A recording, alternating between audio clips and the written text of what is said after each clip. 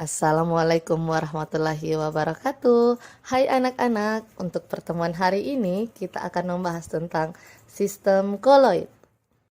Tapi sebelum masuk ke koloid, kita akan membahas dulu tentang apa itu sistem dispersi. Sistem dispersi secara sederhana merupakan larutan atau campuran dua zat yang berbeda maupun sama wujudnya. Sistem dispersi ditandai dengan adanya zat terlarut atau fase terdispersi dan zat pelarut atau medium pendispersi. Sistem dispersi terbagi atas 3, yaitu larutan, koloid, dan suspensi. Tapi kira-kira apa sih beda ketiganya? Sebagai contoh kita gunakan pasir, gula, dan susu sebagai zat terlarut. Kemudian masing-masing dimasukkan ke dalam gelas dan ditambahkan air sebagai pelarut. Lalu ketiga larutan tersebut kemudian diaduk agar tercampur. Untuk kasus pertama, pasir yang ditambahkan air sebagai pelarut, kemudian kita aduk, ternyata hasilnya kita bisa melihat dengan jelas batas antara pasir sebagai medium terdispersi dan air sebagai medium pendispersi.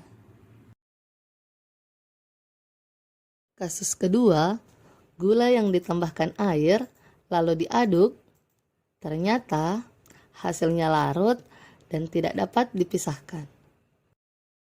Kasus ketiga adalah susu yang ditambahkan air lalu diaduk, hasilnya jika dilihat secara makroskopis adalah homogen, namun jika dilihat secara mikroskopis akan terlihat partikel-partikel terpisah atau heterogen.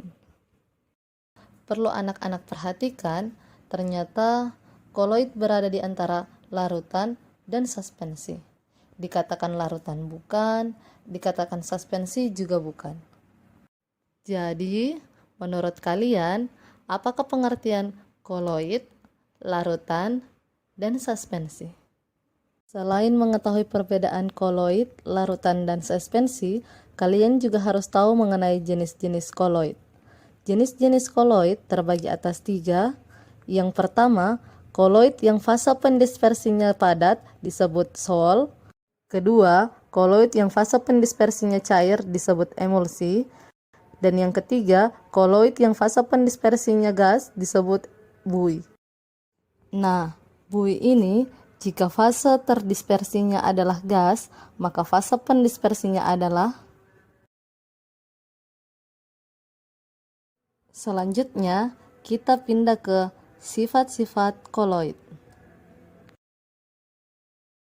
Salah satu cara untuk mengetahui sifat-sifat koloid yaitu dengan menyinari larutan, koloid, dan suspensi. Bisa kalian lihat perbedaan antara larutan, koloid, dan suspensi. Menurut kalian, sifat apakah ini? Ada beberapa peranan koloid dalam kehidupan sehari-hari. Salah satunya, setiap hari kita harus selalu menggunakan piring untuk makan, dan untuk membersihkannya, kita harus menggunakan sabun cuci piring untuk membersihkan noda yang menempel. Koloid memang tidak pernah lepas dalam kehidupan sehari-hari, terutama dalam pembuatan koloid.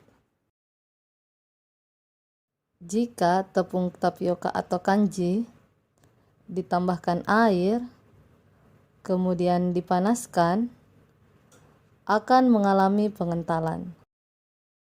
Berdasarkan ilustrasi yang diperlihatkan, menurut kalian bagaimana hubungan koloid dengan suspensi dan koloid dengan larutan?